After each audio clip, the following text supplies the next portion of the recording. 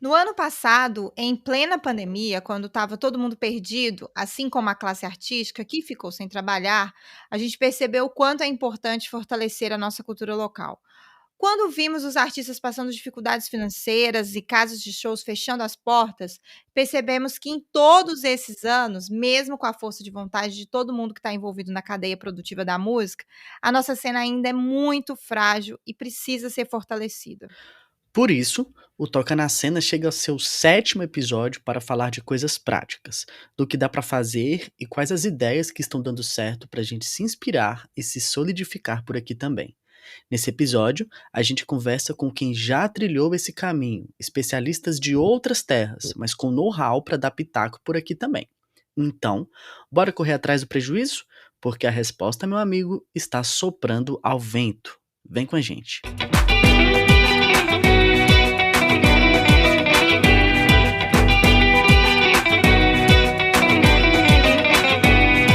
Olá, olá, eu sou o Felipe Ramos, sou jornalista e podcaster e junto com a minha amiga Cecília Santos, também jornalista e podcaster, a gente criou o Toca na Cena, um projeto para apresentar a produção musical autoral independente e alternativa do Tocantins para o mundo. No nosso sétimo episódio, a gente ouviu quem faz e atua em cenas que já foram como as nossas, pequenininhas e iniciantes, e que precisaram dos projetos de financiamento coletivo, de coletivos, editais, de gente que conectou a arte com o dinheiro e de muita união entre todo mundo para fazer dar certo. Para começar, a gente escuta parte do bate-papo que rolou na Confere Talks do ano passado entre o produtor cultural da Árvore Seca, Fábio Henrique, o fundador do Festival Bananada, consultor artístico de programação do Grupo Vegas e sócio da Braba Música, Fabrício Nobre, e da Ana Morena, que é produtora musical, curadora, musicista, sócia e idealizadora do Combo Cultural do Sol. Na mesa, eles falaram sobre exportação da cena e produção local, contaram suas experiências com a linha de frente da música independente, falaram sobre a importância do do it together, do fazer juntos, e deram dicas preciosas para quem produz localmente. Então vamos lá, gente. Antes de mais nada, antes de começarmos de fato, eu queria que vocês falassem um pouco, essa eu vou jogar para você, viu, Ana? Que vocês falassem um pouco sobre como vocês entraram no ramo da produção cultural. Qual a história por trás dos grandes produtores que vocês são hoje? Como era a cena nas suas cidades quando vocês começaram? Fala pra gente aí, Ana. Como é que começou lá atrás? Como é que era? Olha, vou fazer um resumo do resumo do resumo. A gente começou na produção cultural porque a gente queria, na verdade, ser artista, ser músico, a gente queria tocar. Só que a gente estava numa cidade que eu acho que era que talvez seja um pouco o que vocês sentem hoje, era uma cidade que não tinha grandes eventos, não tinha uma cena fortalecida, não tinha nem, no nosso caso, não tinha nem estúdio para a gente ensaiar. A gente tinha que ensaiar num galpão, levar todos os equipamentos e tal. Então, assim, a gente começou a empreender pela necessidade que a gente queria ser artista. Então, começamos nesse trabalho de nos juntar, né, em torno de pessoas que queriam fazer coisas parecidas, né?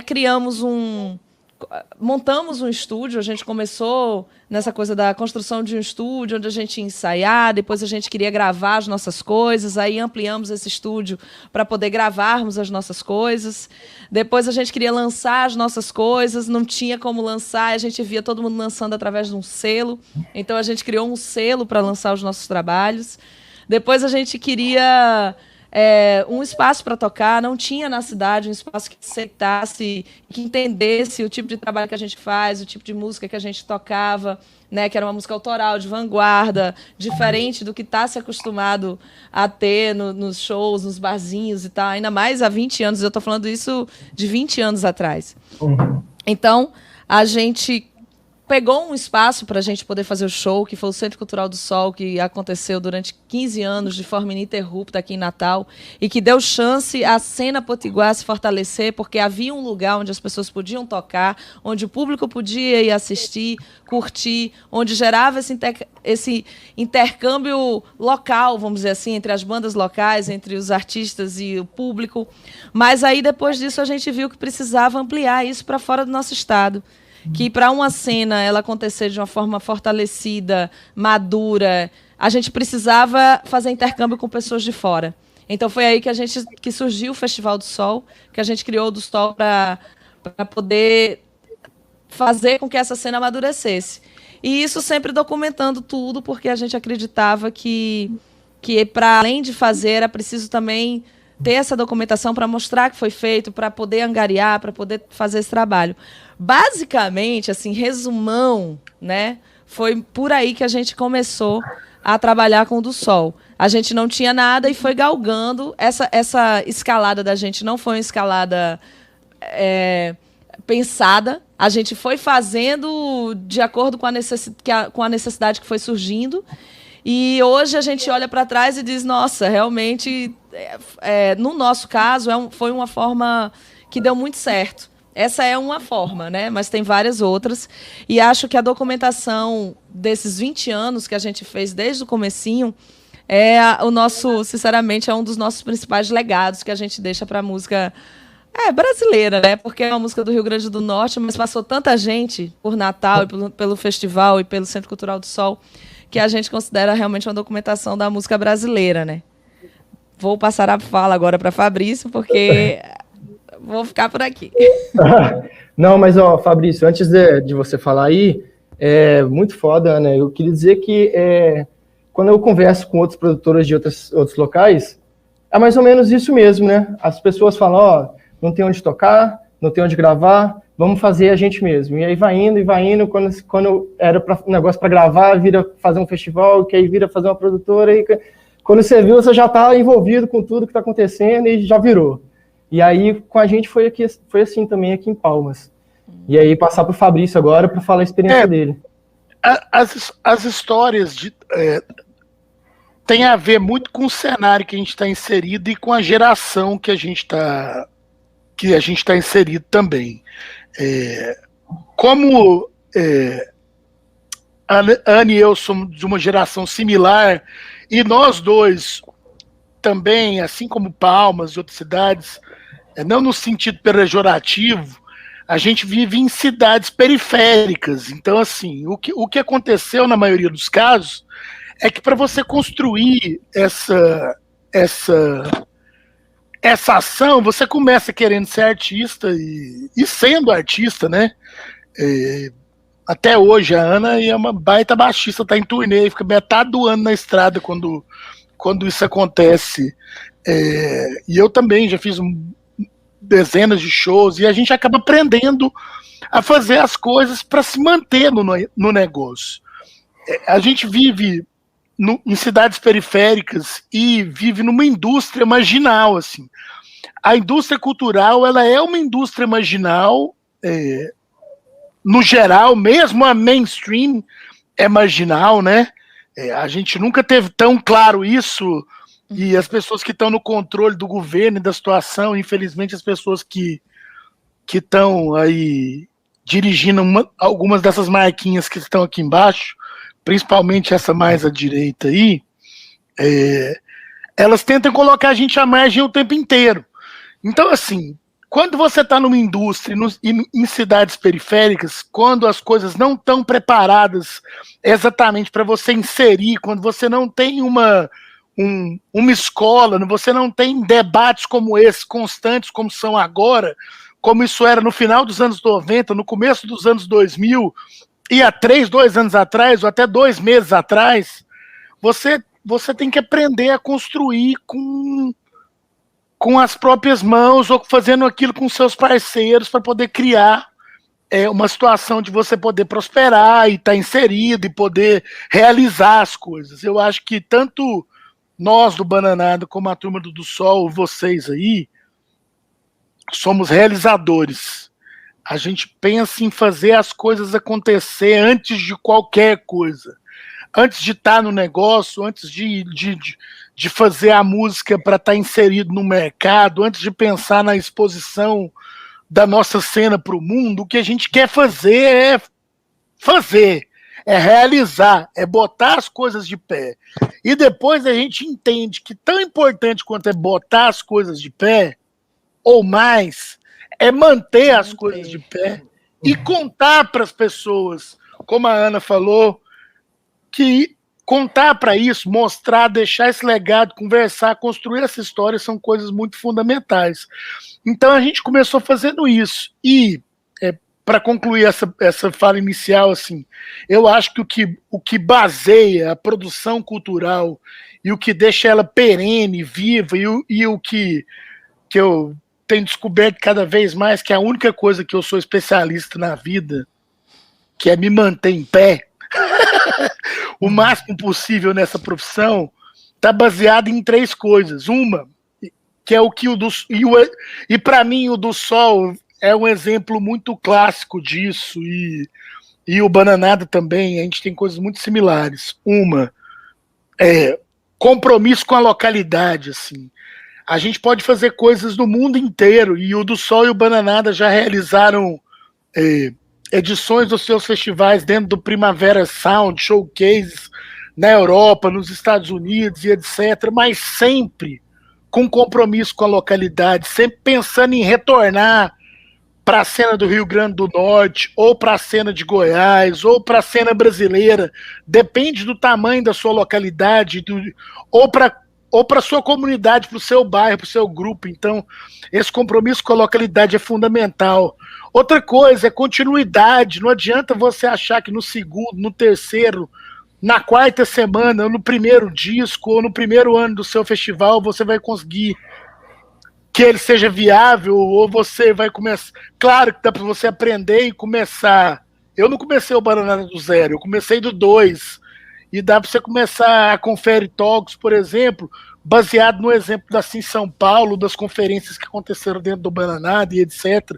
E aprender com elas. Mas tem que ser contínuo, então, compromisso com a localidade, continuidade, e isso que a gente está fazendo aqui agora, que é o item 3, que é você criar dados, levantar experiências e trocar tecnologia. Ter uma troca franca de tecnologia.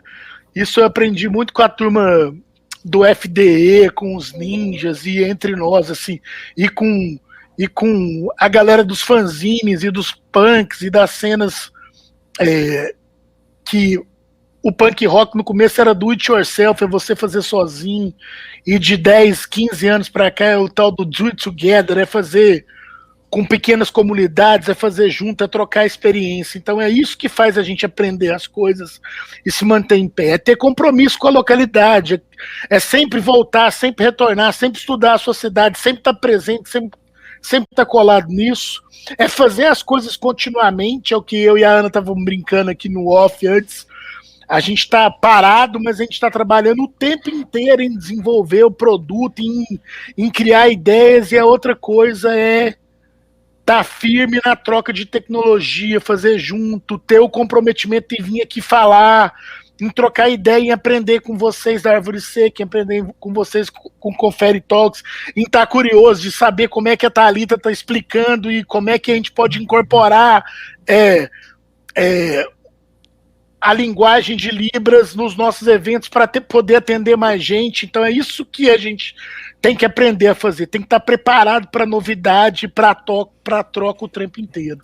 Em outra mesa da Confere Talks, com o tema Como novos artistas podem construir relevância nas redes e no mercado, no bate-papo conduzido pelo DJ e produtor Patrick Torquato, com o fundador da produtora, selo e editora Issé Música Criativa, Alex Pinto, e com a coordenadora geral e diretora artística do Festival Imune, Bia Nogueira, os conferencistas falaram sobre como, em uma cena embrionária como a nossa, os artistas podem sair do zero e se sobressaírem. A gente poderia estar trabalhando com música, com arte, com cultura, em uma dimensão de trocas financeiras diretamente. Acho que a gente, depois de tanto tempo, eu estou nessa há 24, vai fazer 25 anos. E no decorrer do caminho a gente entendeu que o maior tesão, o maior prazer, a coisa que mais motiva a gente de fato é a possibilidade que música e cultura, de maneira geral, a capacidade transformadora que essa ferramenta tem. E hoje, essa mesa, esse debate de hoje é justamente transformar nesse sentido, esse artista embrionário, esse artista começando, querendo entender ferramentas, possibilidades, estratégias que eles podem fazer para poder se tornarem relevantes, tanto na nas redes sociais, quanto para o mercado da música. É bem interessante a gente poder perceber que, assim, Tocantins é o estado mais novo da federação, tem pouco mais de 30 anos. Isso não significa que tenha menos tradição por causa disso. A gente precisa entender na hora de fazer uma equivalência, porque o Brasil nasceu na Bahia, né? Por exemplo, tem uma história aí, um espaço-tempo que se mistura entre essa tradição e a inovação e serve de ferramenta de trabalho para os artistas. Minas é outro caldeirão cultural super potente do Brasil, com essas referências da negritude, sobretudo, que constrói um caldeirão também de referências para artistas da nova geração beberem em atividades e produções que aconteceram nos últimos 100 anos. Então, fazer essa equivalência e a gente poder trazer esse panorama de duas experiências tão distintas para um estado tão novo e para uma galera tão instigada, tão com a faca nos dentes, querendo mostrar o seu trabalho e impulsionar a sua cena, que é o grande desafio dessa noite de hoje, né? Vou trazer já para vocês, colocar aqui para os dois, a gente pode combinar aqui eu jogo primeiro para a Bia e depois para a Alex, a gente ficar fazendo aqui esse bate-bola desse jeito. A cena de Tocantins é uma cena ainda embrionária, né? Você tem 3, 4 cidades que têm uma atividade cultural de consumo, vamos colocar assim, vamos esquecer um pouquinho da pandemia nesse momento, vamos fazer uma análise generalista, né? O estado tem 32 anos exatamente, eu falei pouco mais de 30, mas é isso mesmo. Mas pensando na realidade desses artistas locais, que ainda não tem público, que ainda não tem tanto público, pelo menos, que já está com algumas músicas gravadas, é uma banda, enfim, já ensaia, já tem uma identidadezinha. Alex, Bia, como é que vocês enxergam que um artista completamente zerado, uma ideia muito boa, um grupo de pessoas que se reuniram ali para montar um grupo que é de samba, que é de hip hop, enfim, mas eles estão completamente zerados. O que de mensagem que você traz para um artista que tem alguma potência, que você já enxerga que tem um estilo, que tem um sotaque, que tem um jeito, mas estão completamente zerados? É uma ideia de poucos meses e tal. Fala para mim, Bia Nogueira, você dá de cara, tá numa festa, tá num lugar, e aí vê um MC de hip hop, uma garota cantando samba e tal, e tem uma potência, mas ainda tá muito zerada. O que é que você diz para ela? Bia Nogueira. Nossa, que pergunta difícil. Eu acho que a primeira coisa, eu acho que são duas primeiras coisas. Olhar para a sua cena e olhar para o seu público ou para o seu possível público. Eu acho que quando você se concentra nisso, você tende a diagnosticar em que ponto você está, é mais fácil para você entender quanto eu tenho de público, quanto eu não tenho, o que eu preciso fazer para ampliar meu público, para que ele seja para além do meu pai, minha mãe, meus amigos, né? Que todo mundo começa assim, né, gente? É normal. Mas tem uma hora que você tem que dar um passo à frente, ampliar passo a passo. Então, eu acho que essas duas frentes, eu diria que são as frentes essenciais para você poder entender quais são as ações que você tem que tomar. E eu acho que planejar, sabe, você só pode planejar se você conhecer esses dois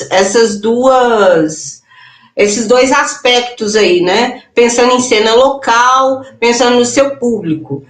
Porque a gente tem uma tendência a pegar os casos, né, os grandes casos de artistas de renome nacional, que estão ou no midstream, ou no que a gente está chamando agora de midstream, mas a gente está falando desse mercado um pouco abaixo, que circula nos festivais, né? Então, você às vezes quer internacionalizar dentro do Brasil, né? Você quer sair do seu estado, quer sair da sua cidade, mas você não conhece você não tem público nem na sua cidade. Então, eu acho que é fazer esse diagnóstico e fazer um planejamento para que você possa chegar cada vez mais em mais público, né? Eu acho que não tem uma receita de bolo, mas me parece que um caminho legal é você usar essa ferramenta que são as redes sociais para, não só as redes, mas o streaming lançando coisas, E lançando vídeos e lançando... Pode ser a coisa mais simples. Eu sou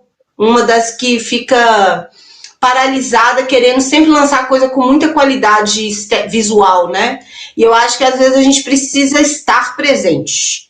Então, às vezes, uma live que você vai fazer, uma gravação de uma música que é uma releitura, já vai conectar você com as pessoas, porque afinal, música trata-se disso, né? Trata-se de se conectar. Alex, meu nobre, chegue junto aqui para trazer o teu ponto de vista em relação, comentar também, né, o que a Bia falou, mas você vive uma realidade bem distinta, né? O planeta inteiro vai a Salvador. Vai a Salvador para assistir, para consumir, para passear, para ir às praias, para viver o carnaval. Então existe uma vitrine muito interessante para artistas quaisquer, né? É uma realidade distinta em relação ao resto do Brasil. Queria que tu falasse um pouco disso. Tu tá num boteco, vê um menino muito bem entonado, fazendo uma versão super interessante, tá completamente zerado, mas você já enxerga a potência nele ou nela. Como é que você se comporta confrontando-se com esse tipo de situação? Na verdade, primeiro eu quero fazer só uma adendo no finalzinho da fala de Bia, que é algo que eu tenho questionado um pouco, com essa mudança, com a entrada das tecnologias, com a questão das redes sociais, do YouTube, da importância do audiovisual. Eu acho o audiovisual importantíssimo, a gente tem visto trabalhos grandiosos, lindos, assim, muito bem pensados do audiovisual, só que eu tenho falado muito ultimamente que eu trabalho com música, então, assim, claro que o audiovisual é importante, claro que as redes sociais é importante, claro que tudo é importante, mas para mim o básico, que eu mais busco de premissa para um artista trabalhar comigo é se a música dele é boa ou não. Então, assim, a gente está muito... Às vezes eu consigo ver artistas que estão muito bonito, com a roupa bonita, com o rosto bonito, com o vídeo bonito, com tudo bonito, e a música é uma merda. E, assim, aí ele consegue, às vezes, chegar em lugares até de relevância importante, porque tem uma articulação. Então, assim, só pegando o ponto, eu achei massa o que a Bia falou. Claro que não estou falando de fazer qualquer coisa, mas, assim, às vezes a gente se preocupa mais com o conteúdo audiovisual do que com o conteúdo de áudio, sabe? Que é o que vai fazer a gente sobreviver, porque no show audiovisual já porque um show, você vai assistir a um show e vai ouvir, então você vai ter a experiência ali híbrida com 5D, que aí você, se chover, você vai receber chuva, vento. Então, assim, eu estou muito preocupado com os rumos do nosso media stream. Eu trabalho no media streaming há bastante tempo, consegui chegar com artistas em uma relevância significativa, trabalho com artistas que poucas pessoas conhecem, trabalho com diferentes formatos, diferentes estilos musicais também, e essa preocupação demasiada com a estética tem me desmotivado em determinados momentos, por causa que todo mundo fica inspirado em Beyoncé, Anitta, etc. Só que elas não erram, tipo assim, elas fazem um clipe de 5 milhões de dólares e faturam 25 milhões de dólares só no clipe, fora o que a música vai render, e a gente ganha 10 mil reais no edital, numa lei Aldir Blanc, ou 15 ou 20 para fazer um videoclipe, a gente gasta 40, e depois a música rende mais 5 mil, e a gente fica com dívida de 15 mil, e a gente está achando que está legal, porque o jornalista critica a gente do Vida Bonitinho, ou porque a crítica, normalmente do Sudeste, que é a crítica que mais... E aí eu nem incluo BH, sabe, Bia? E não é uma questão de regionalismo, mas é mais ali o eixo Rio-São Paulo, para ser mais... Sempre vem com esse olhar mais tipo, o clipe podia ser melhor, não sei o quê. Tudo pode ser melhor. Agora eu quero ver fazer com a forma que a gente faz com o dinheiro, e é isso que eu quero falar para vocês aqui. Eu embora, para mim, eu sou uma pessoa que, de fato, eu passeio em terrenos muito férteis. Assim, a Bahia é uma mistura, primeiro, dos índios que já estavam aqui antes da invasão, depois dos negros que vieram e começaram a chegar pelas nossas terras e se misturaram, e depois a própria cultura europeia, que também tem, principalmente de Portugal, aqui dentro da nossa cidade, tem uma importância, e o lado bom de Portugal. Então, a gente tem uma grande referência dos índios que restaram, mais dos africanos que foram que dominaram a nossa cultura ali, porque tudo tem o lado profano e o lado sempre assim, tipo a igreja do santo e a igreja do orixá, que estava ali, uma do lado da outra, uma mais em cima, uma mais embaixo. Então isso deixa a gente com terreno fértil, que isso reverberou a nossa música. Na Bahia, todos os artistas que tocam aqui sabem que a gente bate palma no tempo, e isso parece uma besteira para a gente, só que eu só fui entender o quanto isso era significativo para os artistas quando eu saía, que eu ia para festivais fora de Salvador, que eu via tudo desconectado e eu no tempo ali, porque é tão natural, a gente ouve o candomblé, as coisas estão do lado, sempre, e, enfim, então no meio de terrenos férteis, a minha característica de fato foi desde o início garimpar coisas que eu achava que eram bastante interessantes, que tinham relevância. Então, assim, para os artistas que estão assistindo e a nossa intenção é falar por eles aqui, eu sempre acho que a identidade é o principal. Então, assim, na Bahia, o meu recorte, eu só trabalho com artistas da Bahia, é uma característica minha. Eu sei, eu conheço muito, eu vivo a cidade, eu vivo a cultura de uma forma intensa, tanto a cultura periférica, quanto a cultura da alta, sabe, de camarotes caríssimos que aqui tem no carnaval. Eu também vou lá, também frequento esse espaço. Eu não sou uma pessoa de mente fechada, que eu acho que uma coisa exclui a outra, embora o meu ambiente, o meu habitat natural está muito mais quando eu vou ver os meus lançamentos de coisas que eu fazia em Salvador, sempre estão no lado periférico. O carnaval de Salvador, a gente toca, sei lá, desde o tempo que eu era do Baiana System, sempre a gente tocava em bairros, durante o carnaval, bairros periféricos, Liberdade, Piripiri, Cajazeiras, que são periferias da cidade de Salvador, bairros mais afastados do centro, que tem carnaval, e sempre eu fiz questão de que os artistas que eu trabalhasse tocassem lá para poder ser diverso, assim, e toca em estrutura, tipo, no Carnaval de Salvador, o holofote a Barra, um pouquinho a Avenida, a gente tocava em lugares bastante distantes do centro. Então, assim, o que eu acho para os artistas, para encerrar essa primeira fala, assim, tentem buscar dentro da cultura de vocês essa força, que eu acho que isso, quando a gente consegue notar na hora, seja o artista de São Luís, seja de Palma, seja de Belém, seja do Amazonas, o que é que a gente tem de maior, qual é a maior riqueza cultural do estado de Tocantins, sabe, porque isso não tem a ver com o tempo que o estado foi constituído de 32 anos, tem a ver com a cultura não foi feita a partir dessa posição geográfica da criação do estado, já estava lá, as manifestações culturais já estavam lá, então assim, tentem entender o que é isso, qual a representatividade disso, e misturem com o que você gosta de som. Então, se como você é um grupo de samba, vai fazer o samba, mas tenta achar o DNA da cidade, ou na linguagem, ou na escrita, ou na transformação, ou na respirada, não sei, sabe, se é do rap, se é do reggae, ou qualquer estilo que vá fazer, tem que ter o seu DNA, tem que ter a sua identidade, sabe, não adianta você achar,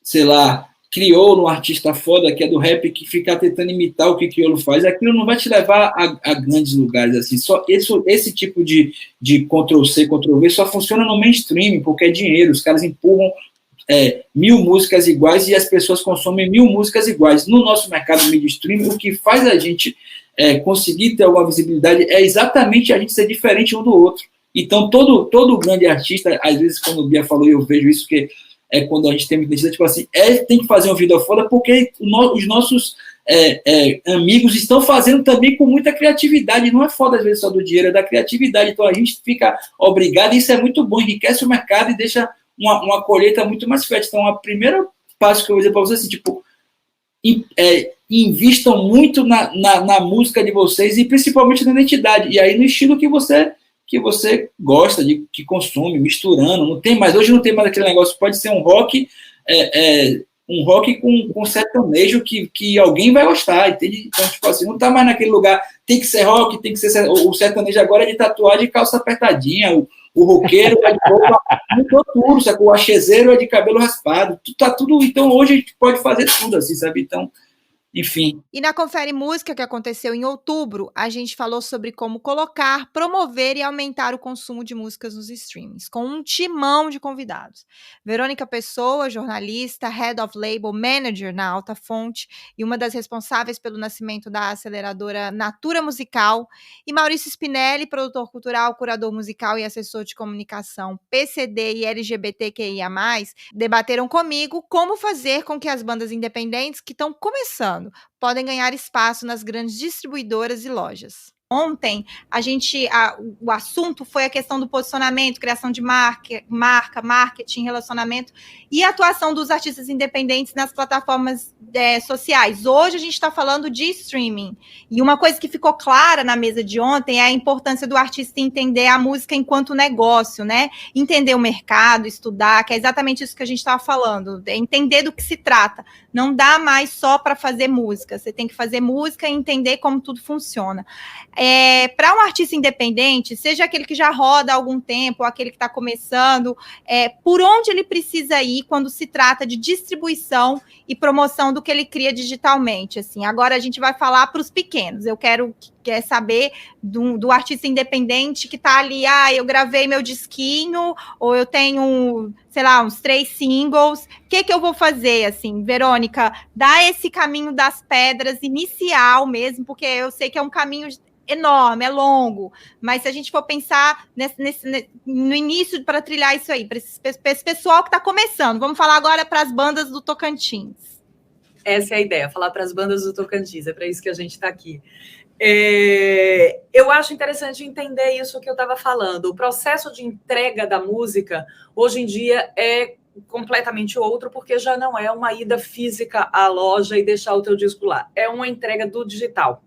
E isso resulta justamente no que a Cecília estava puxando da mesa de ontem, que é na acessibilidade.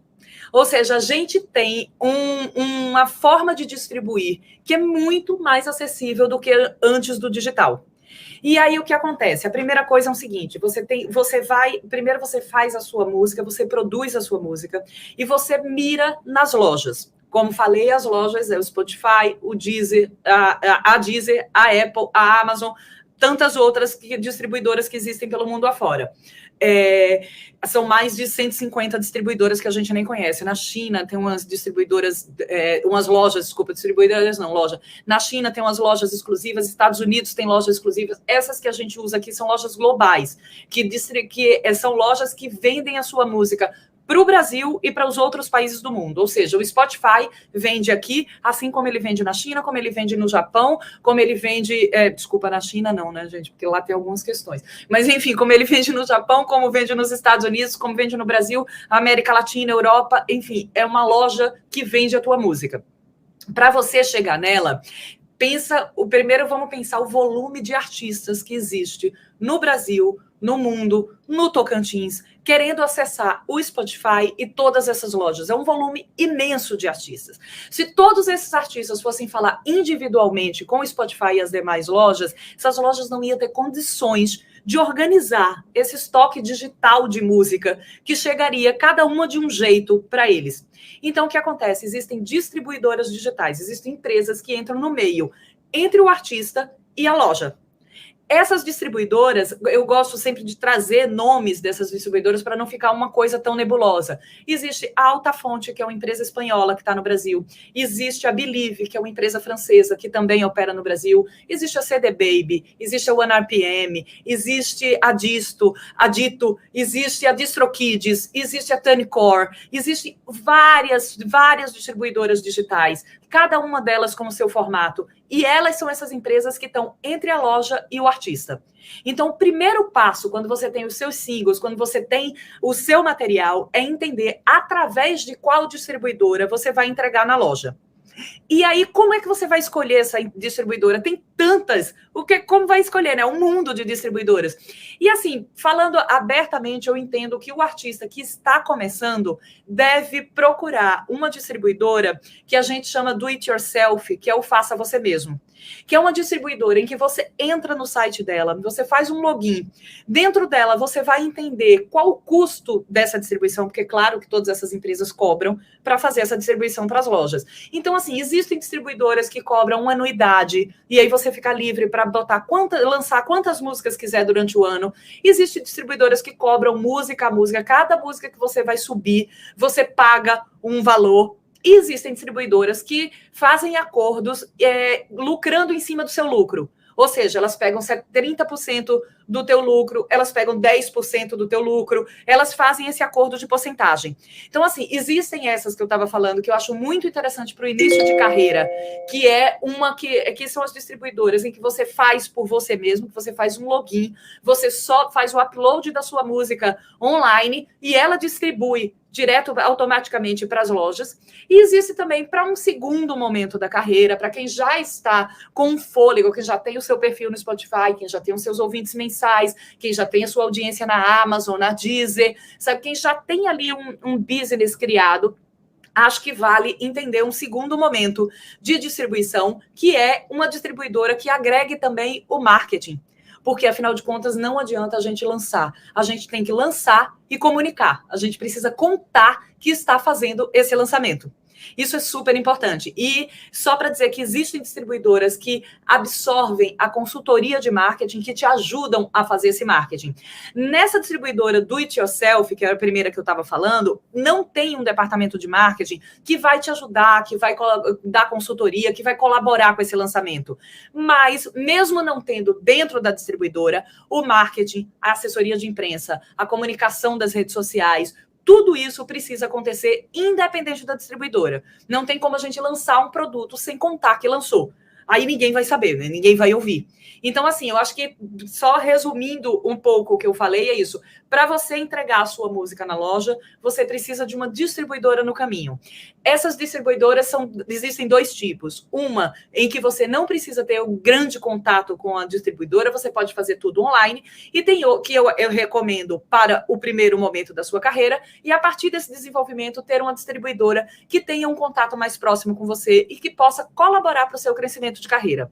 Nos dois ambientes é necessário, além da distribuição, você ter também essa parte de comunicação e marketing para contar o que é que você está fazendo, o que é que você está distribuindo, o que é que você está vendendo nas lojas. Que música é essa que você está entregando? E pegando o que Cecília falou, vou deixar essa frase, que produto é esse que você está entregando? Porque a gente precisa pensar na música como negócio. E o disco, o single, o EP que você está colocando na rua é o produto do seu negócio.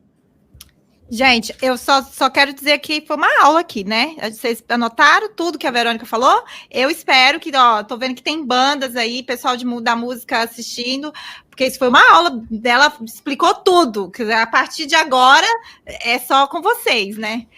Maurício, você que integra o pessoal a equipe do Molotov, né? Como é que você vê essas bandas independentes se movimentando assim? Como é que tá esse mercado? Essa galera tá preparada? O pessoal tem atentado para isso? Tem feito toda essa movimentação que a Verônica explicou aí agora? Como é que tá a realidade dessas bandas que a gente fala desses caras que, por exemplo, querem tocar no Molotov, enfim, querem mandar material? Como é que você recebe isso desses artistas? O pessoal tá no Spotify, você vê que tem uma movimentação, como é que é? Na verdade, está todo mundo numa situação bem difícil, né? Porque fazer música, fazer cultura atualmente no país que a gente mora é bem complicado. Principalmente esse processo da pandemia, né? Então, assim, as pessoas não conseguiram trabalhar da forma devida, né? E a conta para fechar é bem complicado. Então, a gente, no Molotov, por exemplo, a gente conseguiu fazer alguns eventos online, né? A gente está há 2 anos sem acontecer presencialmente. Espero que a gente faça ainda esse ano alguma edição, isso ainda está sendo conversado, né? Mas a gente, durante esse período houve um crescimento muito grande na produção, né?